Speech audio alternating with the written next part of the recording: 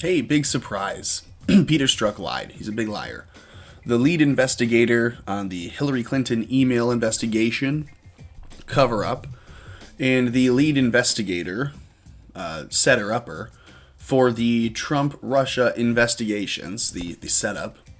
You can't really call it an investigation if what it ends up being is the FBI planting knowingly false evidence in the media and then leaking it throughout the intelligence community for everyone to verify, for everyone to see and get their hands on, and not know that the FBI, knew it was false, knew that they had helped funnel money, along with Hillary Clinton, to the Steele character, Christopher Steele, and other associates to pay for this dossier to be created in the first place.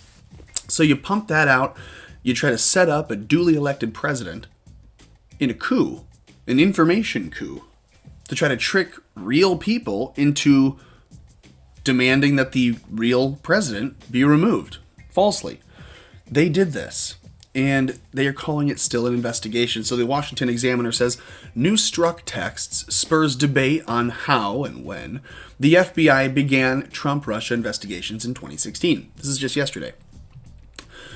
If you don't recall, the Strzok testimony in front of the House Judiciary Committee, the House Intelligence Committee, he was testifying, I forget which, he was testifying and had said to Trey Gowdy that the investigation started on July 31st and that they had had no interviews with any suspects or targets or anyone associated with the investigation until August 8th.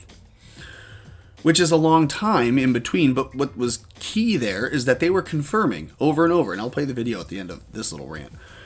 They were confirming over and over that the investigation started on July 31st. There was no interview after 31st, before August 8th, but for sure, the investigation did not start prior to July 31st. They said it was all on the record, it's all official. That was Peter Strzok's testimony. Whoops. Okay, so he says now, this is from the Washington Examiner, a newly public text from now fired FBI special agent. And he was like a deputy prosecutor, high up. He was like basically the right-hand man of Comey, in other words, as far as the dog on the leash. Andy McCabe in the hierarchy is higher, but Peter Strzok is like the gunman. When they need something done dirty, they're going to go to Peter Strzok. And that is what Obama was referring to in the Oval Office when he said we need to have the right people on this. So, Special Agent Peter Strzok spurred debate about how the FBI began its investigation, Trump-Russia, in 2016, as a special counsel John Durham looks into the launch of Crossfire Hurricane as part of the investigation of the investigators.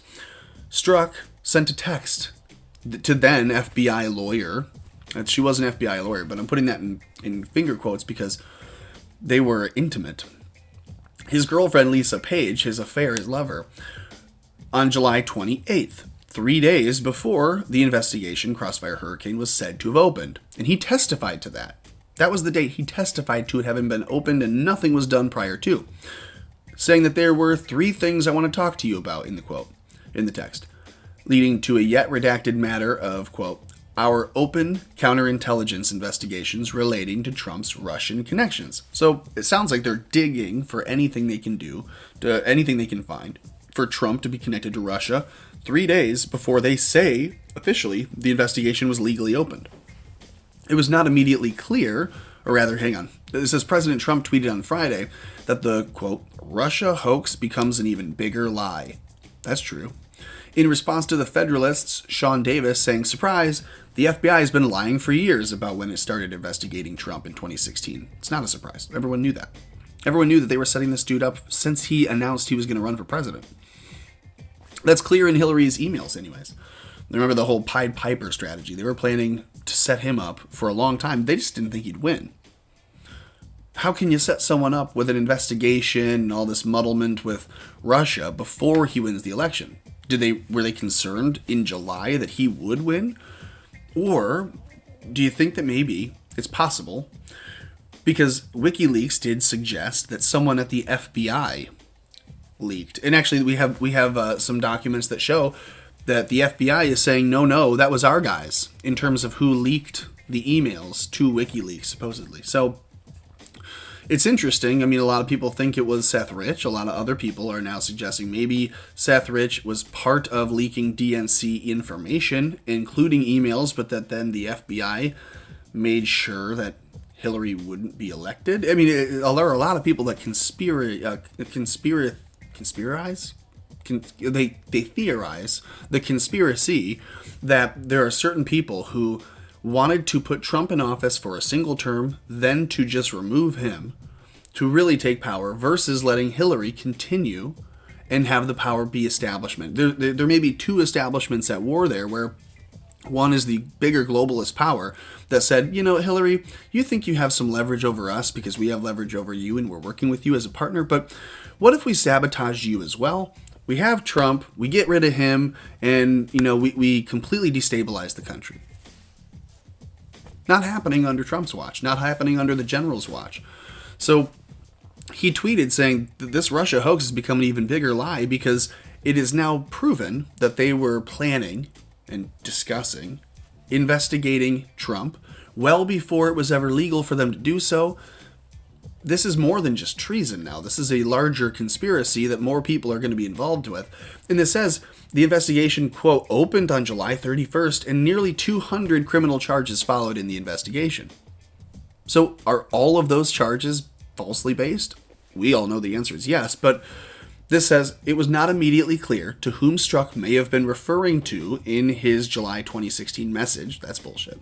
Which was among dozens of FBI communications declassified by the DOJ, released by the Senate this week, Homeland Security Committee Chairman Ron Johnson and Senate Finance Committee Chairman Chuck Grassley in their investigation of the Trump-Russia investigators. So Horowitz in 2019 of December, remember, he said 2 of the 4 hurricane subjects, quote, wrapped into the Trump-Russia investigation by the FBI, quote, were already subjects of other existing federal investigations. So we're talking about Papadopoulos and Carter Page, right? We're talking about George Papadopoulos and Carter Page are the 2 of the 4 that they spied on that they said they were watching for other reasons. We know Carter Page was not one because the CIA, that's their guy. And when asked, the CIA said, yes, that's our guy. So the FBI changed that email. That's why Kevin Kleinsmith is facing sentencing in 2021. The other person there then is George Papadopoulos. And his tweet just the other day was the next week is going to be explosive. So, don't know what to put that all together to mean, but this is something, clearly. The bottom here is just that the DOJ watchdog has said since the beginning that the future Trump campaign, then in 2016, was the subject of an ongoing criminal investigation. That was Paul Manafort. Can you see what's going on? They say we are opening an investigation legally on the 31st, but 3 days prior, they're digging at any connection between Trump and Russia they can find.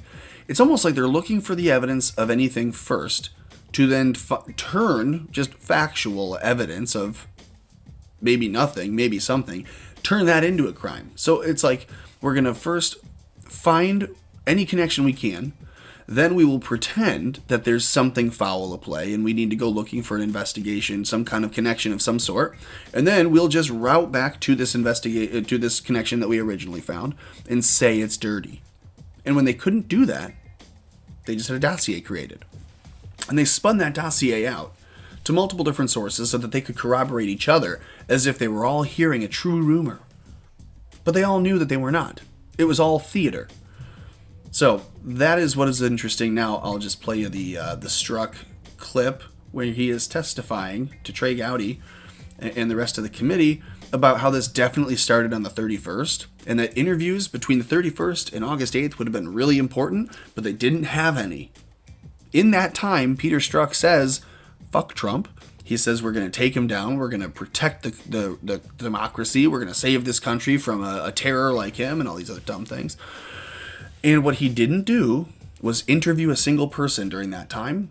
And he swears, now having committed perjury, that this did not happen. That these, in fact, the texts did not get sent 3 days prior, even though we have them.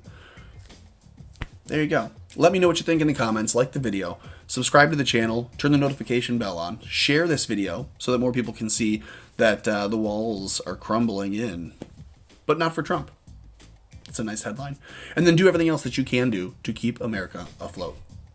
Agent Strzok, just so the record's clear, because it's been a little while, I didn't ask you the content of those interviews. I didn't ask you the names of who you interviewed. I asked you whether or not you interviewed anyone from July the 31st until August the 8th. And I find it interesting that the FBI will tell us no interviews were conducted before July 31st. That apparently doesn't impact an ongoing probe. But between July 31st and August 8th, it does. Here's the good news. I already know the answer to it.